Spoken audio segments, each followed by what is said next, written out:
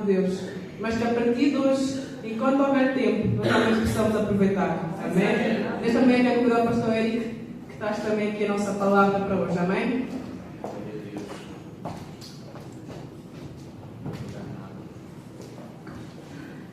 Glória a Deus, a paz do Senhor Jesus Cristo. Amém.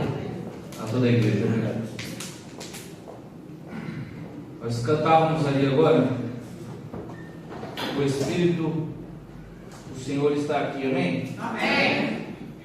E eu não tenho dúvida que o Espírito de Deus está aqui. Glória a Deus. Vou falar de novo porque só meia dúzia gostou da ideia. O Espírito de Deus está aqui. Amém. Você está diante do Espírito Santo. Você está diante do próprio Deus. Então lembre-se de sempre glorificá-lo, porque Ele está na casa. Amém ou não amém? Glória a Deus. Louvado seja Deus pela vida de cada um de vocês. É muito bom mais uma vez poder compartilhar aquilo que Deus colocou no meu coração. Foi assim de instantâneo. Se não me engano foi acho que terça ou quarta-feira. Ele falou comigo e eu disse: só pode ser isso. Só que quando eu for falar isso para a igreja, Tiago capítulo 1 versículo 21 vai dizer o seguinte: por isso, rejeitando toda a imundícia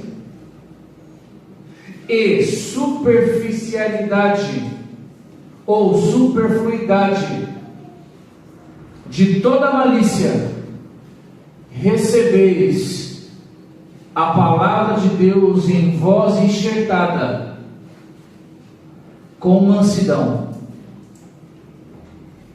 a qual pode salvar a tua alma. Louvado seja Deus. Por que eu tenho que receber a palavra de Deus com mansidão? Pergunte por mim por quê? Porque a palavra de Deus, quando ela fala no teu coração, ela causa em você raiva. Ela causa em você incômodo. Porque ela está mexendo no seu ego. Ela está mexendo naquilo que você é. Ela está transformando a tua vida. Então você tende, quando a palavra de Deus vem no teu coração, você tende a ficar irado. Por isso que Tiago vai falar: receba com mansidão. Eu queria começar aquilo que Deus tem para você com esse versículo. Quem aqui está preparado para receber a palavra de Deus nessa manhã? Levanta a mão aí, quem quer receber a palavra de Deus? Agora, quem vai receber com mansidão?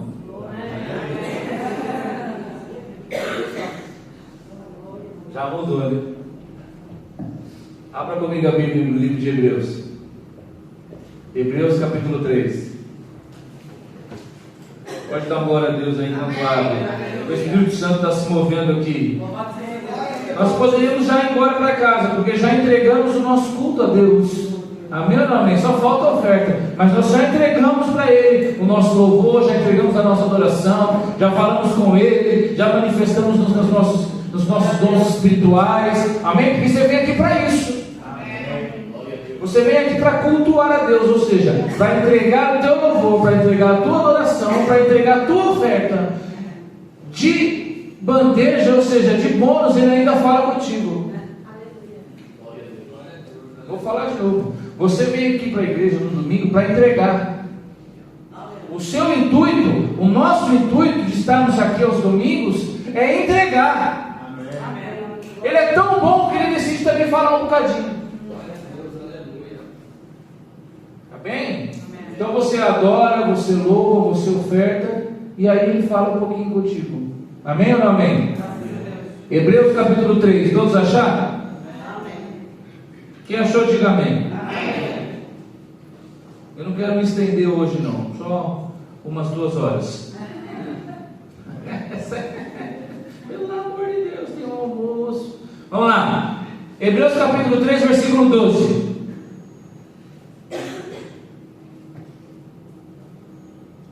Vede, irmãos, que não haja em nenhum de vós um coração incrédulo e infiel, para apartar-se do Deus vivo. Antes, exortai-vos uns aos outros a cada dia, enquanto dura o dia que se chama hoje, para que nenhum de vós seja amortecido, enganado pelo pecado, porque já fomos feitos participantes de Cristo, desde que conservemos firmes até o fim o princípio da nossa confiança inicial. Presta atenção. Porque já fomos feitos participantes de Cristo, desde que conservemos firmes até o princípio de nossa confiança, até o fim o princípio de nossa confiança. Entretanto, a exortação é: hoje, se ouvires a sua voz, não endureçais o vosso coração, como no dia da provocação, porque alguns daqueles que haviam saído da terra do Egito, com Moisés, depois de a terem ouvido, provocaram-me, ainda que não todos, mas contra quem Deus esteve indignado durante 40 anos, não foi contra os que pecaram, cujos cadáveres caíram no deserto? E para quem jurou que não entraria no seu repouso, senão aqueles que desobedeceram? E vemos que não puderam entrar por causa da sua incredulidade. Somente até aqui as Escrituras, por enquanto. Queridos irmãos e irmãs em Cristo, recebam as palavras que vai sair desse altar hoje com amor. Amém. Sim, seja, Senhor.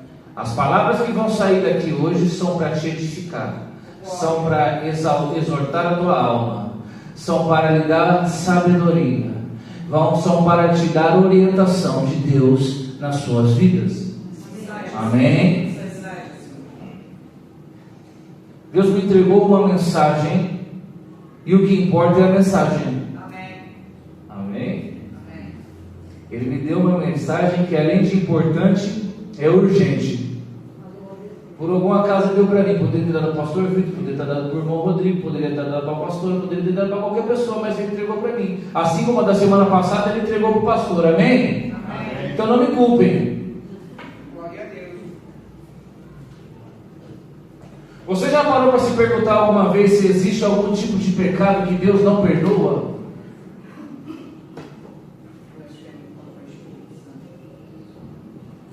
Essa é uma questão séria e profunda que muitas vezes, preste atenção, vai nos levar a refletir sobre as nossas escolhas.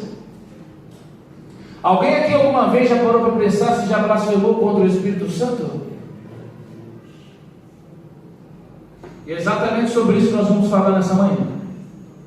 Sobre determinados comportamentos que, segundo as Escrituras, eu vou falar de novo, determinados comportamentos que, segundo as Escrituras, são tão graves que talvez não possam nem encontrar perdão diante de Deus. Por isso, Tiago capítulo 1, versículo 21. Por isso, eu convido você a receber essa mensagem com sinceridade. E além disso, disposição de mudança. Amém ou amém? Amém. Mateus capítulo 12, versículo 30. Eu vou abrir e vou ler porque tem muito texto. Mateus capítulo 12, versículo 30.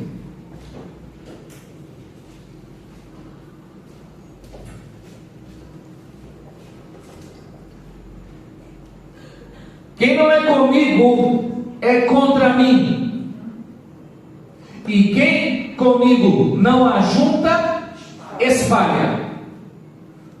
Portanto eu vos digo, todo pecado e blasfêmia se perdoará aos homens, mas a blasfêmia contra o Espírito Santo não será perdoada aos homens.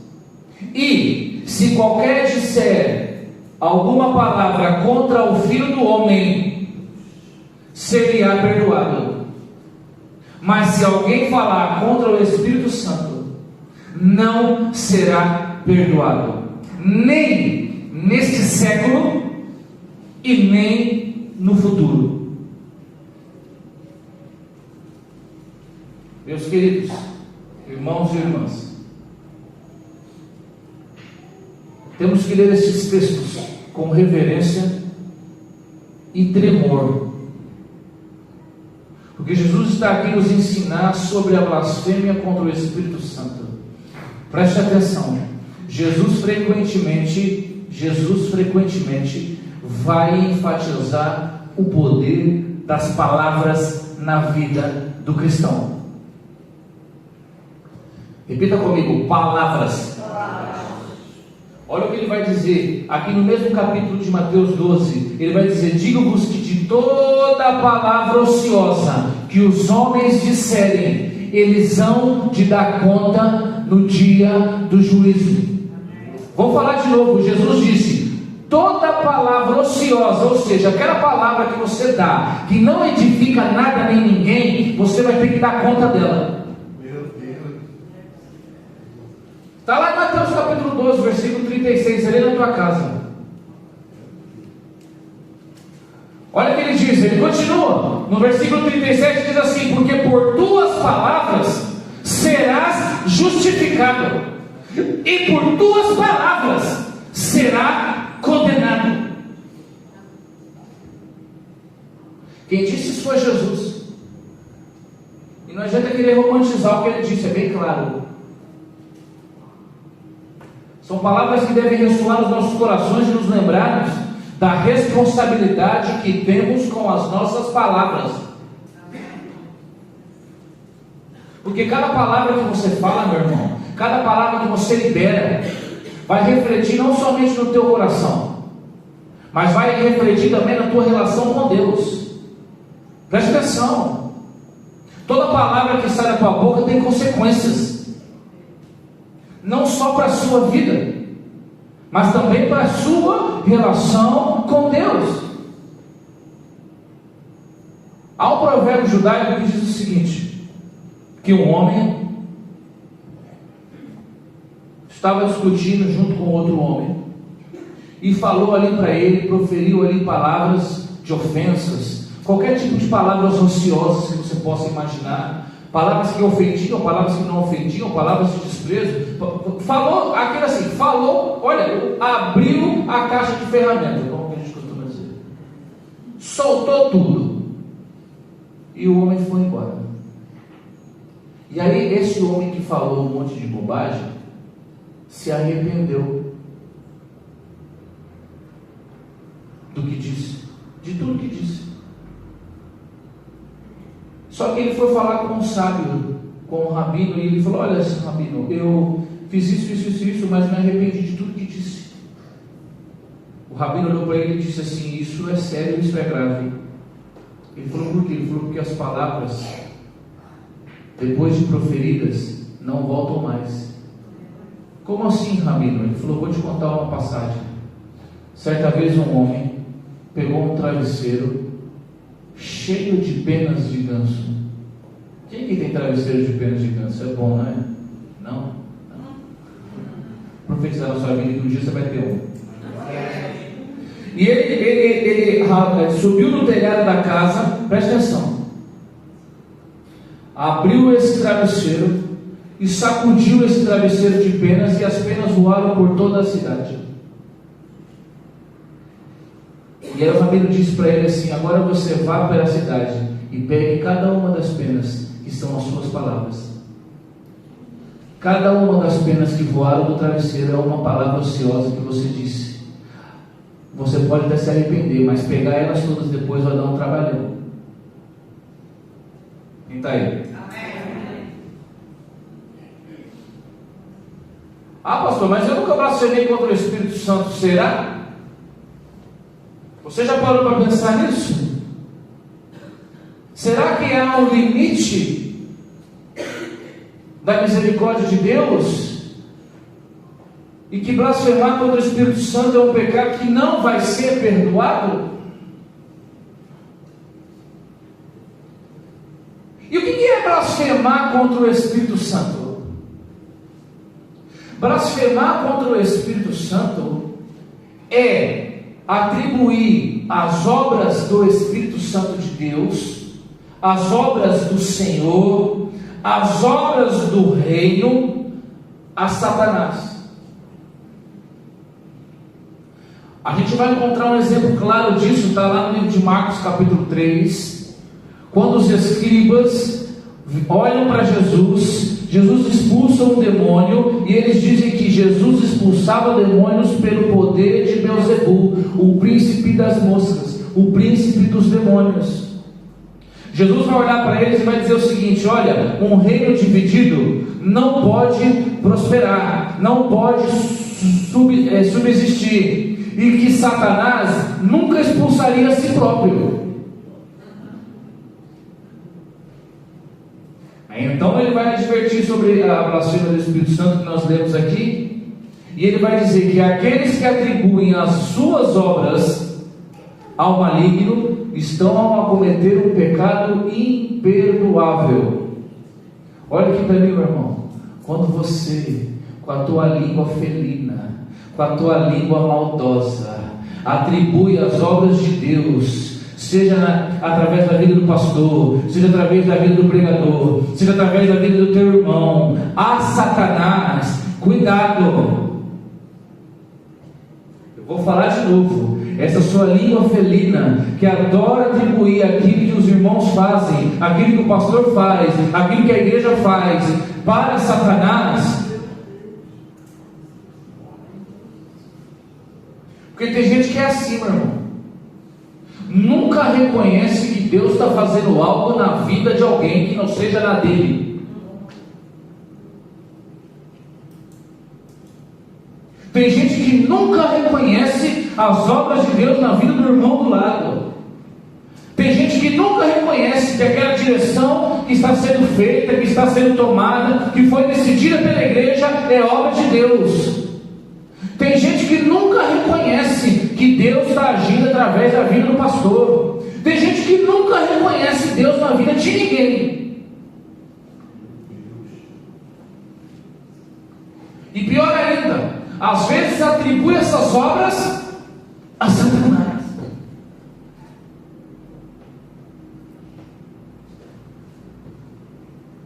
São pessoas, essas, que também muitas vezes adoram não se submeter à autoridade espiritual de ninguém. Muitas vezes são pessoas que estão sempre prontas para o confronto. São pessoas que querem sempre desafiar tudo e todos. Se esquecem que quem está por detrás daquela obra, por detrás daquele movimento, é o próprio Espírito Santo de Deus.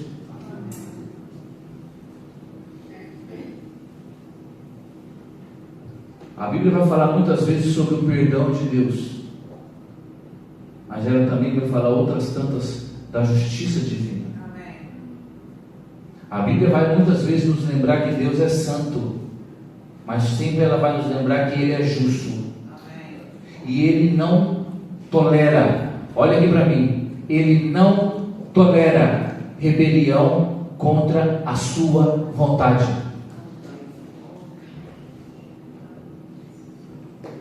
Preste atenção, a blasfêmia contra o Espírito Santo é um pecado que vai levar para a condenação. E ele leva para a condenação não por falta de perdão, mas por causa da recusa do pecador em se arrepender e buscar a graça de Deus. É uma escolha consciente. Vou rejeitar a luz e vou ficar aqui nas trevas. Eu vou rejeitar a verdade e vou viver a mentira. Eu vou rejeitar a fidelidade e vou viver em rebelião.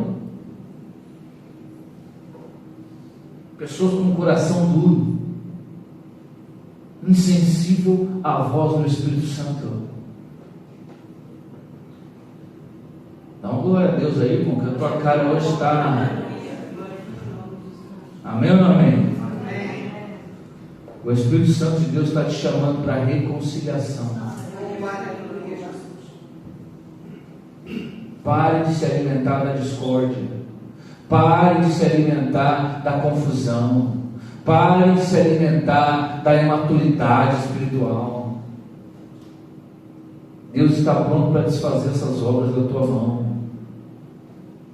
Preste atenção. Porque tem gente que é assim, parece um sentinela, pastor Vitor. É um sentinela atento, mas ele não está procurando o bem, está procurando o menor deslize alheio, do irmão, do pastor, do presidente, seja quem for, para apontar, criticar, desmerecer. Olha lá, olha lá, olha lá. Mas quem está direcionando é o Espírito Santo. E você está apontando, e você está criticando aquilo que é o Espírito Santo que mandou fazer, aquilo que é o Espírito Santo que mandou falar.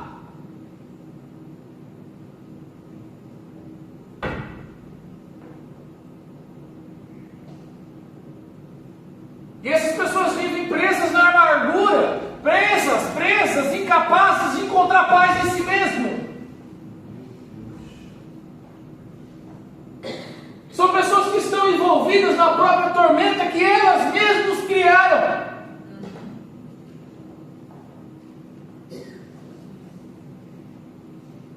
Glória a Deus. Aleluia.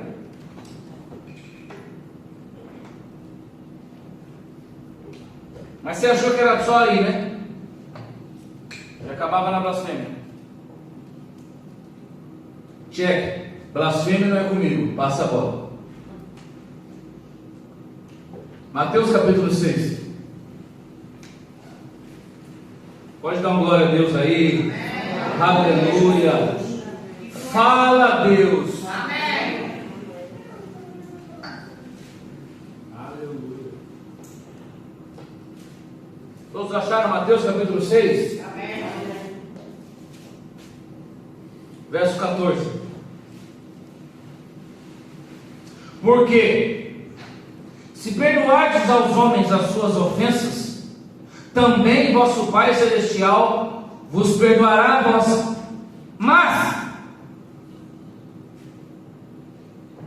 se não perdoardes aos homens as suas ofensas, também o vosso Pai não vos perdoará.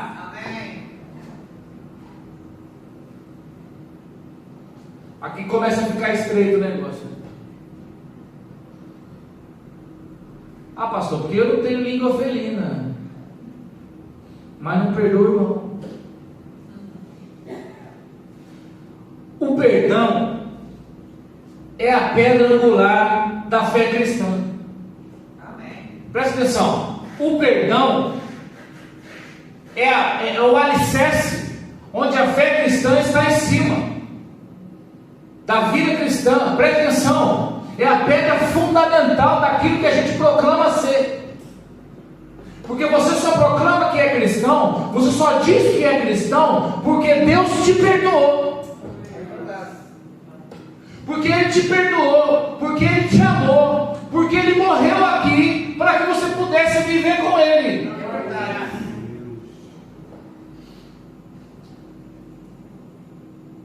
Você, olha que você confessa. Olha que as palavras de novo. Você confessa que Ele é o Senhor e Salvador da tua existência, que morreu pelos teus pecados e que é o Filho de Deus. Para viver a vida eterna com Deus, para se dizer um cristão, a primeira coisa que você fez foi confessar. Amém. Mais uma vez, palavras. E Jesus vai ensinar que o perdão é uma característica fundamental daqueles que nasceram de novo. Porque, olha aqui, quando você aceita o perdão de Deus, aí você é transformado em nova criatura. E quando você é transformado em nova criatura, você é convocado, você é chamado para refletir na tua vida a mesma ação do próximo. Você não pegou. A nova criatura deve agir como Deus agiu com a velha. Você é chamado a perdoar. Você é chamado para refletir na tua vida aquilo que Ele fez pela tua. Amém.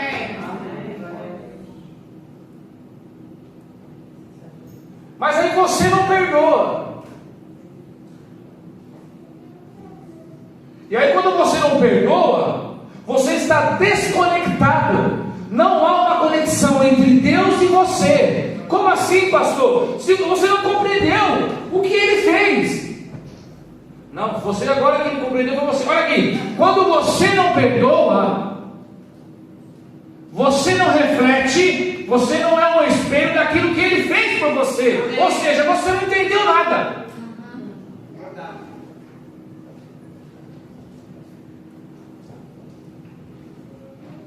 E sabe o que eu aprendo com isso?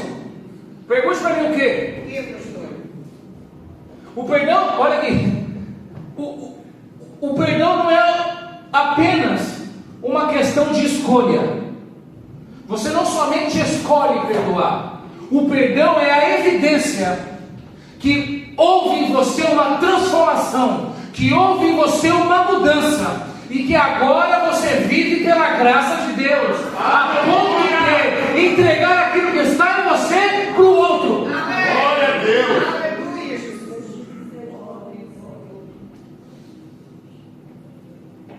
Quem está aí? Glória a Deus. E o perdão ele não pode ser momentâneo. Ele é um processo contínuo. E vai requerer de você uma transformação contínua no seu coração e na tua mente. Amém. Por quê? Porque perdoar implica em deixar ressentimento de lado. É verdade.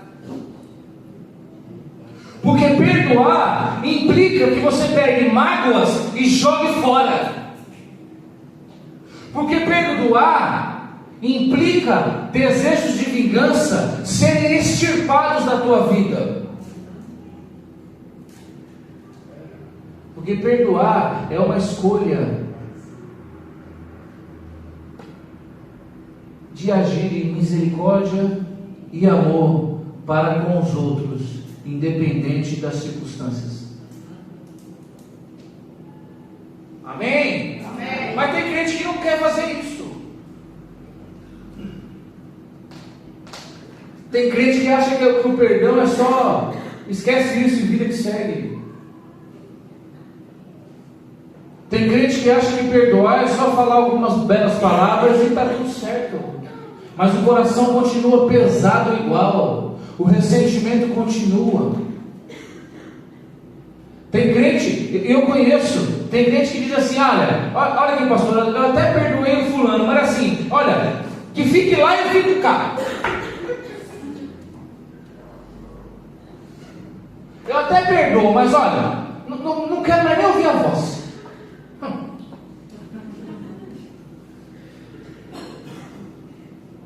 Eu até perdoei, mas não quero nem ver. Tá bom, irmão, eu te perdoo, mas não fala comigo.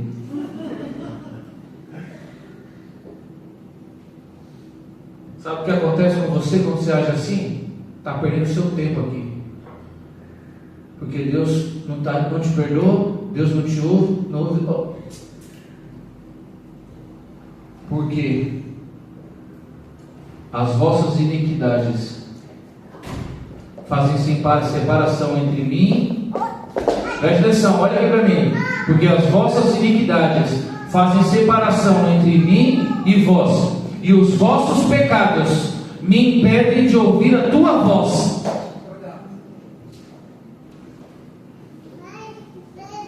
Quando você não perdoa, você está em pecado. Quando você está em pecado, Deus não ouve a sua voz. Pastor, mas ninguém ninguém sabe. Deus sabe. Ah, mas na igreja ninguém sabe. Essa confusão que eu arrumei falar no meu trabalho. Deus sabe.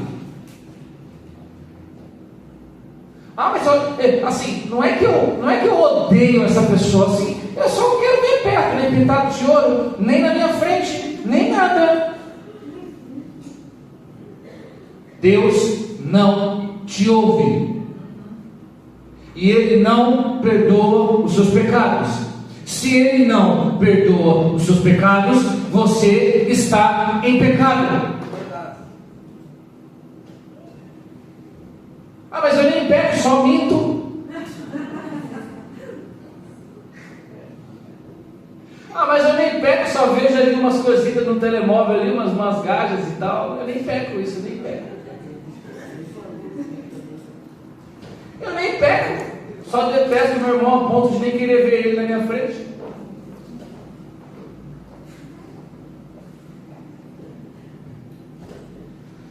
Quem está aí? O pior é isso. Pergunte o quê? O pior é que tem crente que vive a vida toda sem liberar perdão para os pais.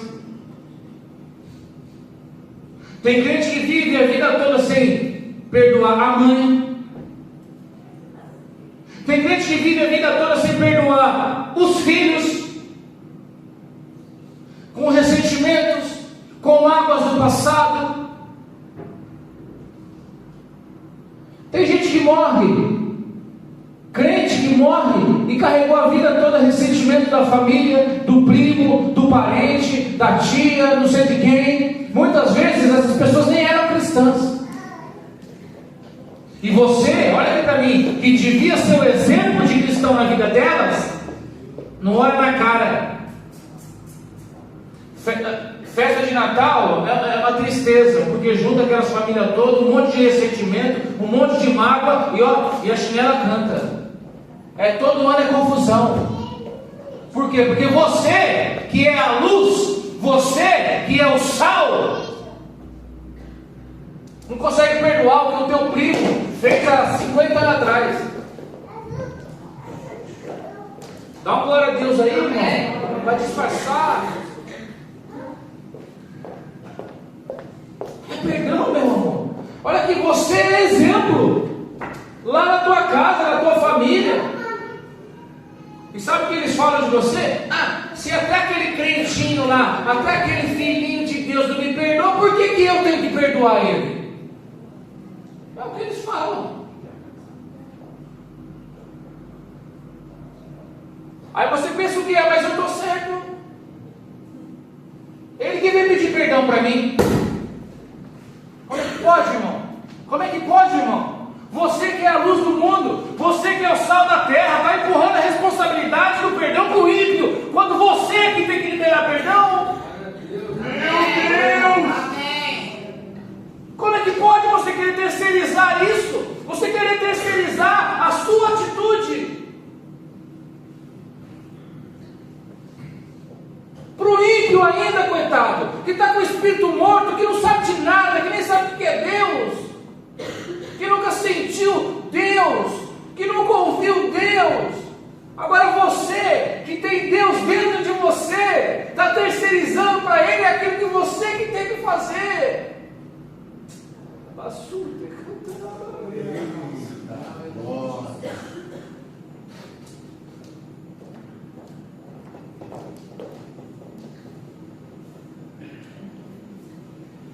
E quando você não libera perdão, além disso tudo, você ainda fica vivendo num ciclo de amargura, num ciclo de dor, num ciclo que toda vez que toca naquele assunto é você que sofre.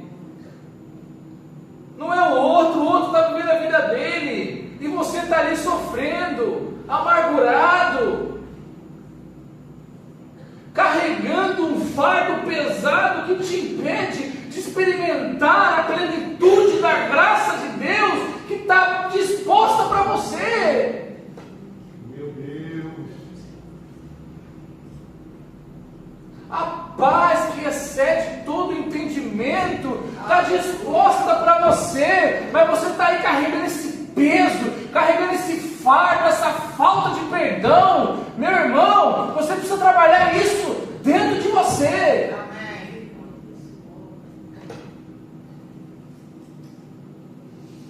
E não digo aqui esquecer injustiça, minimizar a dor que sofre. Pelo contrário, perdoar é um ato de coragem que vai te libertar. Amém.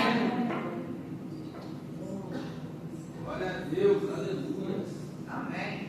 Tem feridas, olha aqui para mim, tem feridas na sua vida, feridas da alma, que só vão ser curadas quando você liberar perdão. Elas vão ser curadas e vão se cicatrizar, e você vai conseguir viver uma vida de paz. Amém. Aleluia, Jesus. Eu não sei quem é, para quem que você tem que libertar perdão, mas eu te faço um desafio em nome de Jesus, que se possível hoje, no mais tardar amanhã, passa a mão nesse telemóvel, liga para ele e fala: eu te perdoo, esquece isso, eu te amo, para de graça. Faça isso. Pastor, mas você não sabe o que o meu pai fez, você não sabe o quão grave foi. Eu não sei mesmo. Liga para ele, seja um cristão, e fala para ele: pai, eu te perdoo.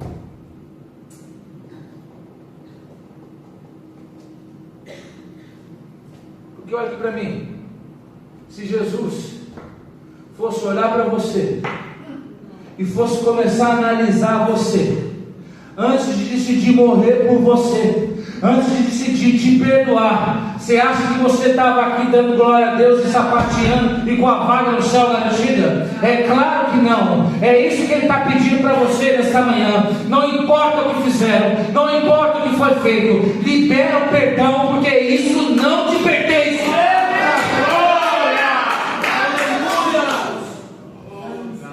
Mensagem, Senhor. Aleluia.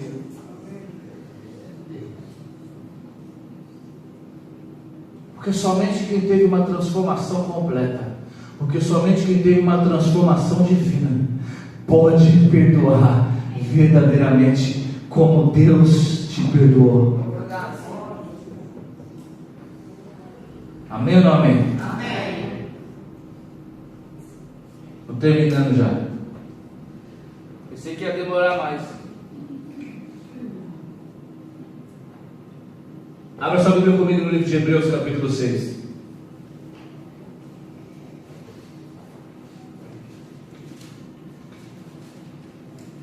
Quando você atribui as obras de Deus e do Espírito Santo ao Satanás, aos seus demônios, você está blasfemando. Amém ou não amém? Amém. Quando você não perdoa o seu próximo, seja ele quem for, você não é perdoado, porque Deus não pode perdoar se você não perdoar.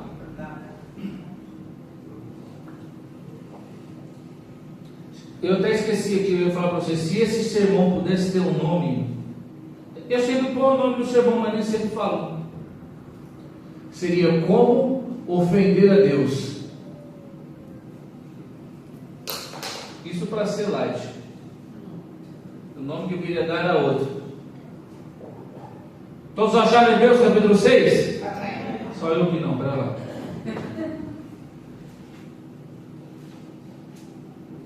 Hebreus capítulo 6, verso 4. Porque é impossível, como? Impossível.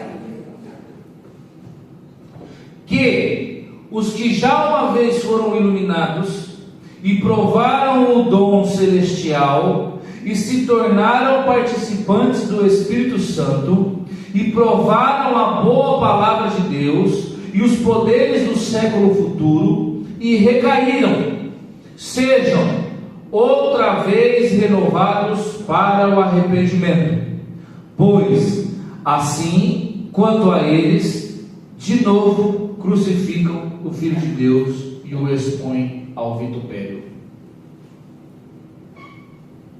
Então, para a gente resumir aqui, o texto é: porque é impossível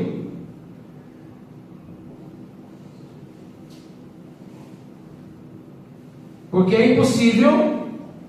Cadê? Verso 4. Porque é impossível que os que já uma vez foram iluminados sejam renovados. Está vendo? Perdão. O texto ele vai pular do verso 4 para o verso 6, porque entre eles ele vai colocar outras coisas. Então assim, verso 4, porque é impossível que os que já uma vez foram iluminados sejam outra vez renovados para o arrependimento. É isso o que ele quer dizer. Ou seja, é impossível para um crente que já foi iluminado, mas caiu, seja novamente chamado ao arrependimento. Você vai conseguir compreender já. Espera lá. Olha aqui. É impossível. É o quê? Ah, pastor, mas para Deus é impossível. É Deus quem está dizendo. É impossível. Ah, mas para Ele nada é impossível. Sim, mas nesse caso Ele deixa ser impossível, porque Ele faz se Ele quiser. Se você blasfemar contra o Espírito Santo, você vai ser condenado. Para Deus Ele pode te condenar, Ele é soberano, mas Ele está dizendo que esse Ele não faz, que aquele Ele não faz. Ele pode te perdoar, mesmo você não perdoando o teu próximo, mas Ele diz que não vai. Aqui é a mesma coisa. Ele está dizendo: você um dia foi iluminado, mas se você cair, vai ser impossível que eu te chame para o arrependimento novamente. Ele é quem está dizendo. E nós conhecemos isso como apostasia. Então, blasfêmia contra o Espírito Santo, não perdoar e apostatar. Pastor, o que é apostasia? Apostasia é abandonar a fé. Apostasia é abandonar a graça. Essa palavra apostasia, ela era utilizada muito antigamente no governo romano, ali quando Roma dominava uma cidade. Então preste atenção, quando Roma dominava uma cidade, no caso de Jerusalém, na época de Jesus, como funcionava? Roma dominou Israel, amém? Só que Roma deixava que o povo vivesse normalmente.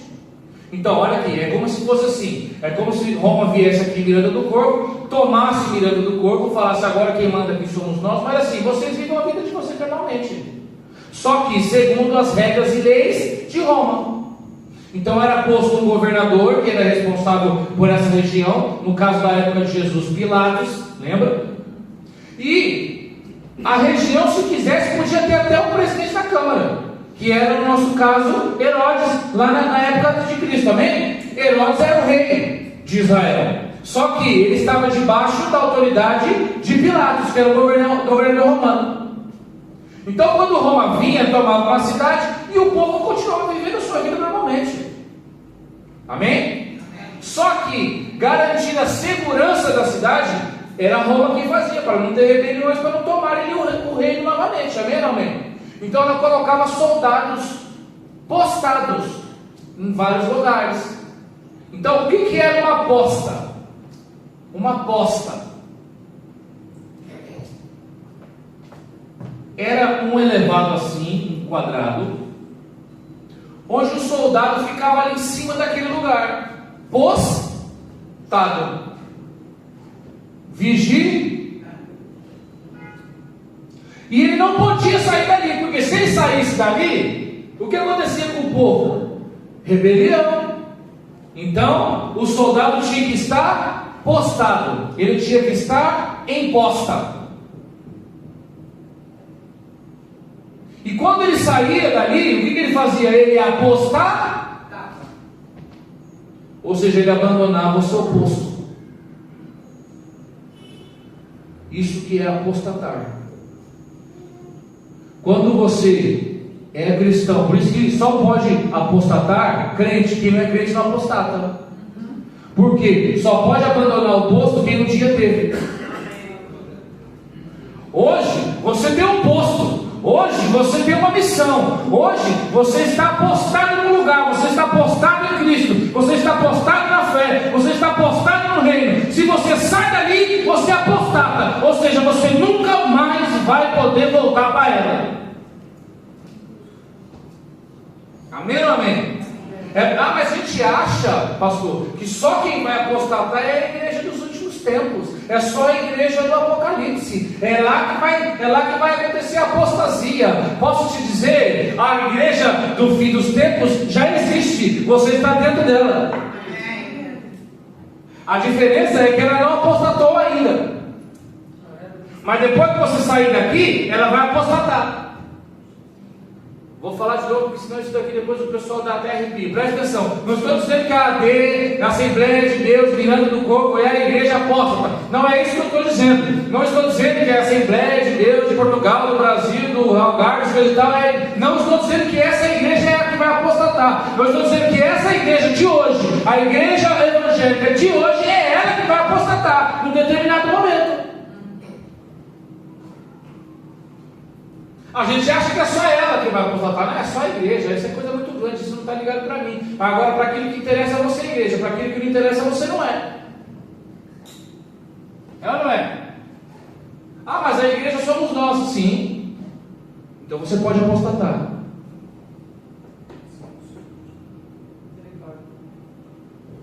Amém ou não amém? Amém. Primeira coisa que eu aprendo com a apostasia: ela não é algo para ímpio. Só apostata crente. Só apostata quem um dia conheceu a Cristo. Ou seja, olha o que o escritor de Hebreus diz: aqueles iluminados, ou seja, aqueles que um dia experimentaram a luz da palavra de Deus, abandonaram a fé. Um dia conheceram as Escrituras, um dia conheceram a misericórdia de Deus, um dia conheceram a palavra de Deus, mas apostataram. Pastor, mas isso é difícil de acontecer. Não se engane.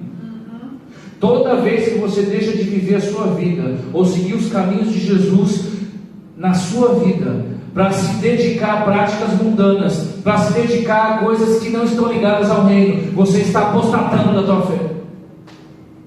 Porque você foi chamado para algo, você foi chamado para estar no posto. Quando você deixa o posto para viver uma vida que não tem nada a ver com aquele posto, você apostatou.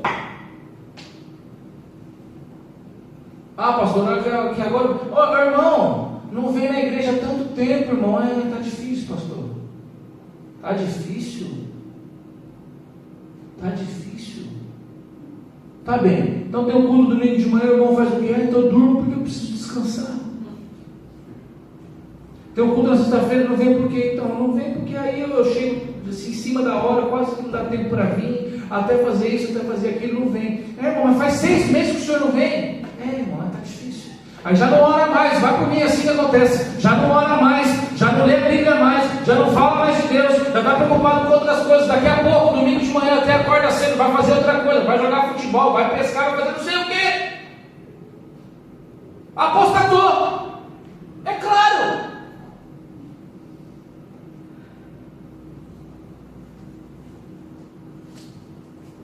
E apostatar, olha aqui para mim, apostatar não é crer ou não crer. Não significa que você não crê mais. Não. Significa que você ainda crê. Só que você só não dá mais a ela a responsabilidade e a importância necessária. Porque você já não sacrifica mais nada. Você já não quer, você faz o que você quer fazer. Você não dá, você usa de subterfúgios, você coloca outras coisas. Não, você já apostatou, está caído. A Bíblia vai dizer: cuidado para que não caia. Cuidado.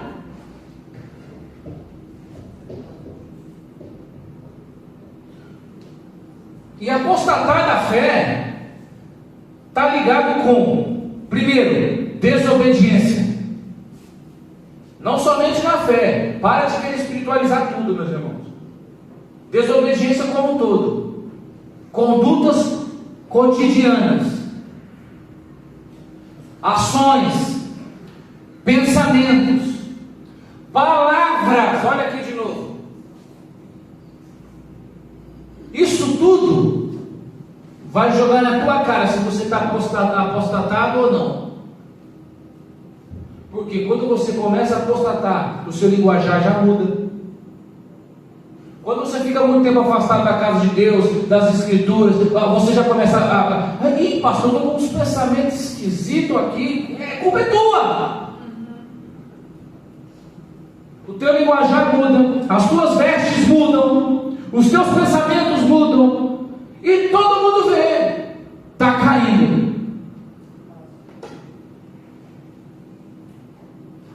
As suas amizades, ela é.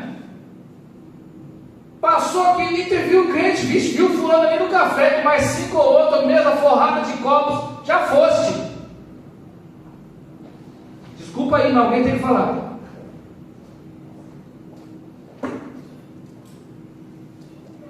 Que tipo de vida você tem vivido? Olha aqui, a sua vida, seus comportamentos, seu linguajar, suas vestes, é um exemplo de vida cristã? As pessoas que olham para você lá fora, não estou falando aqui dentro não, porque aqui dentro todo mundo é bonitinho, olha aqui, terno, camisa, né? O pessoal está aqui todo mundo é bonito, aqui todo mundo é santo, aqui todo mundo fala calmo. Eu quero saber lá fora, a sua vida tem sido um exemplo de vida cristã para os não cristãos? Ou a sua vida tem sido um exemplo de como não ser um cristão? Suas palavras, suas atitudes, suas amizades.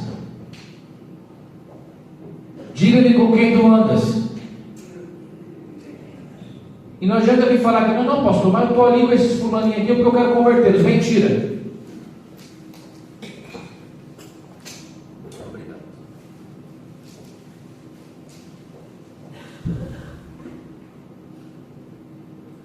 O negócio é tão feio, já estou terminando. A sua vida hoje é a mesma? O seu linguajar hoje é o mesmo? As suas vestes hoje é a mesma? As suas atitudes hoje são as mesmas? Daquela lá atrás, no início, quando você conheceu Jesus? Precisa responder.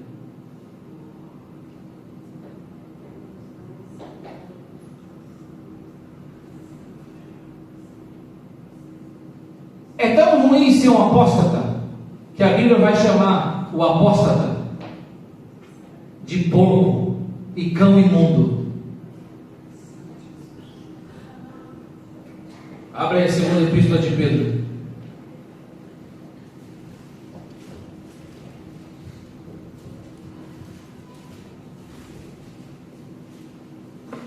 Aleluia. Está quente. Fazia tempo que a gente não sentia isso. Calor assim suave e tal. Aleluia.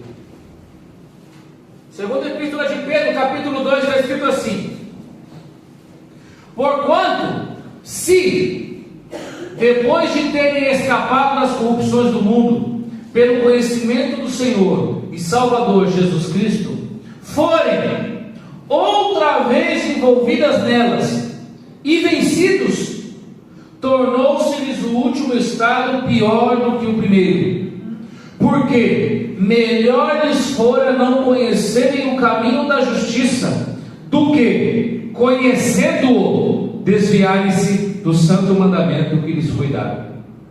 Deste modo, sobreveio-lhes o que por um verdadeiro provérbio se diz: o cão voltou ao seu próprio vômito, e a porca lavada ao espojadouro de lama. Pedro vai ensinar que é melhor nunca ter conhecido os caminhos do Senhor do que depois de conhecê-lo se desviar dele. Olha, logo que eu conheci, logo que eu voltei para os caminhos do Senhor, um dos textos que mais me mudava, que me dava tremor e temor era esse. Acho que eu já falei isso aqui uma vez. Abandonar o caminho da justiça, abandonar o caminho da seriedade com Cristo, abandonar o primeiro amor, abandonar o primeiro fogo. E eu penso muito nisso até hoje, que eu não caia na frieza espiritual, que eu não seja lançado num espojador de lama, porque o que mais contenta Satanás, se é que ele pode se alegrar com alguma coisa, é ver um crente que um dia foi cheio do poder de Deus, que um dia fez maravilhas, está lançado num espojador de lama, na apostasia, distante do Senhor. E hoje existem muitos cristãos que não estão atentos com a sua vida espiritual, que não estão perseverando na fé e nos caminhos de retidão com Deus.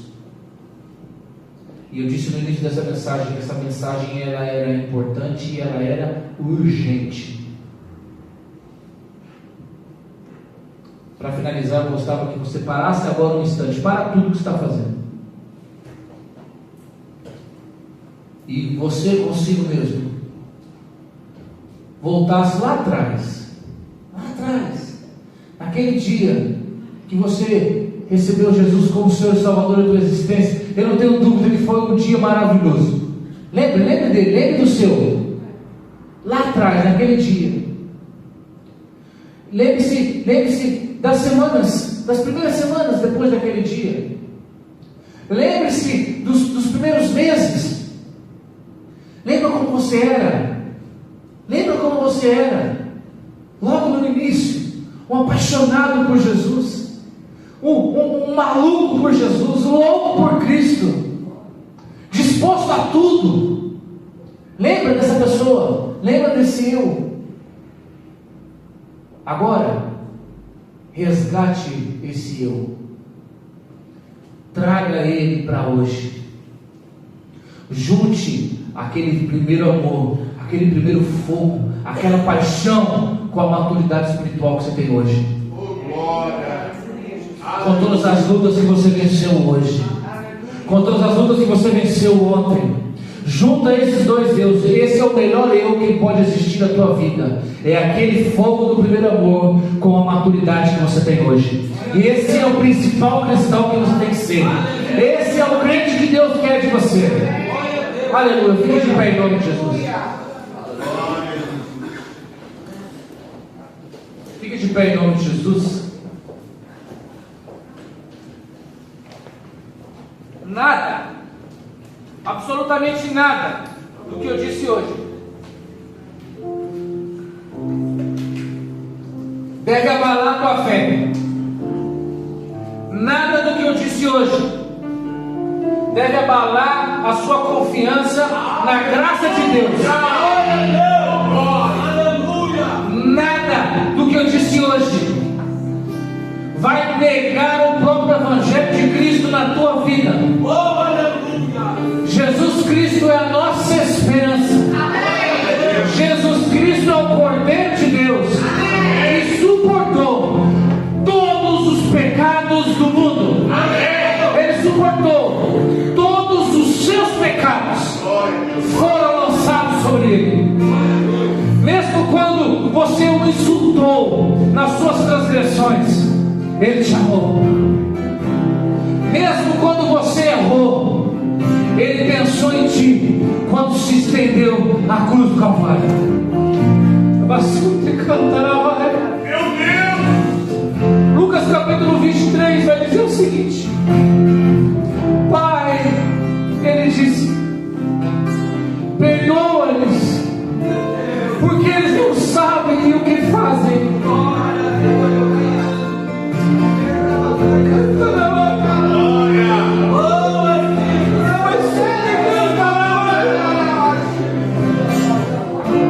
Eles colocaram Jesus no madeiro, humilharam o Filho de Deus, o chicotearam,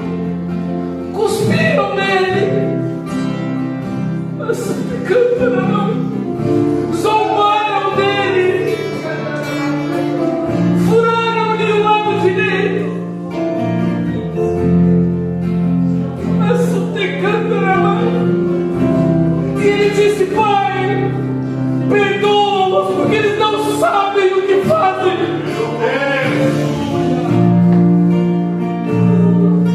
Jesus está dizendo hoje para o Pai em relação a você: perdoa-os, Pai, porque eles não sabem o que fazem, eles não sabem a vida que têm vivido, eles não sabem porque têm falhado.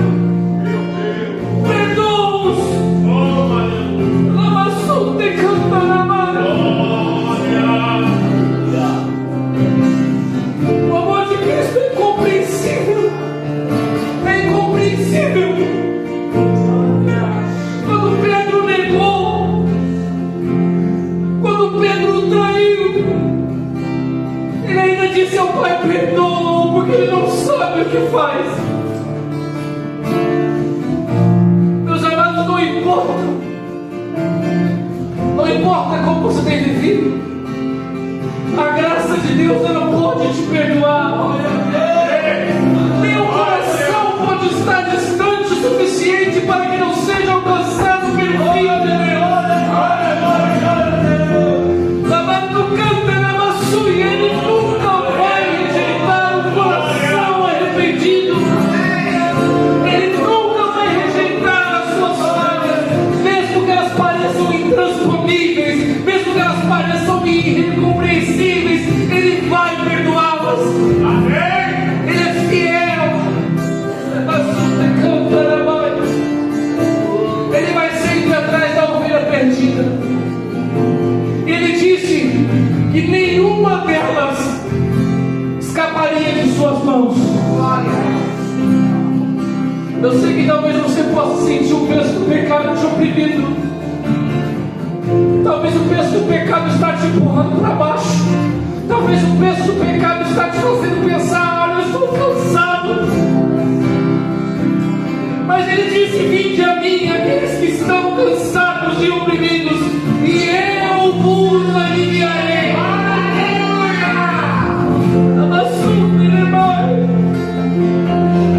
Nunca deixe de se humilhar diante da cruz, porque foi lá que o amor triunfou sobre o pecado e sobre a morte. Você canta na mãe. Você que quer mais uma vez o perdão de Jesus, aí onde você está mesmo, levante sua mão pro alto, cante essa canção conosco.